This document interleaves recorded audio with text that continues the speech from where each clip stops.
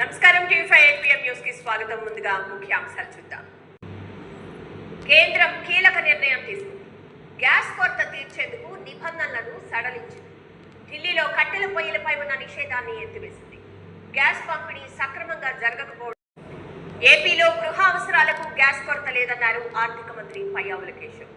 Gas సరఫరాకు ఇబ్బందులు లేకుండా చర్యలు చేపడుతున్నామని చెప్పారు. అనవసర ఆందోళనలతోనే ఎక్కువ డొమెస్టిక్ గ్యాస్ విషయంలో ఆందోళన అవసరం లేదన్నారు మంత్రి Uttam Kumar Reddy.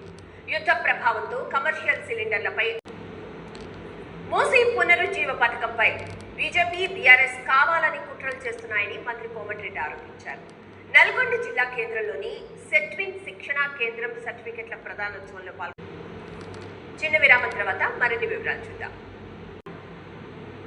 Welcome back. NTR trust 29వ ఫౌండేషన్ డే సెలబ్రేషన్స్ ఘనంగా జరిగాయి.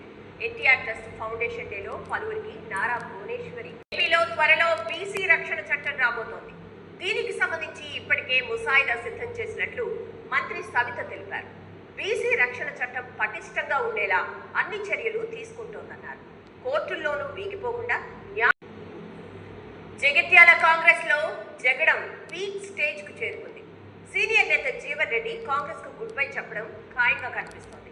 రాష్ట్ర నాయకత్వంపై గత కొన్ని రోజులుగా జీవన్ రెడ్డి ఉమ్మడి కరీంనగర్ కాంగ్రెస్ కల్లోలంగా మారిందా?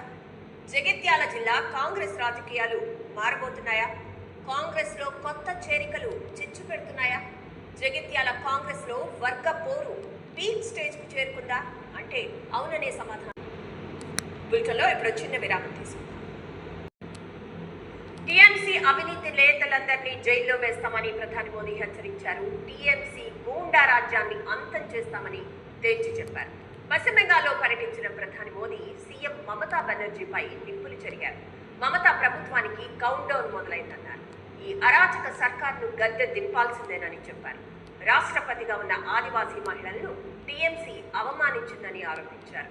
ద్రౌపది ముర్మును కాదు, ఆదివాసీలు, మహిళలు, భారత రాజ్యాంగాన్ని టీఎంసీ నేతలు అవమానించారని ప్రధాని మోదీ తీవ్రంగా మండిపడ్డారు.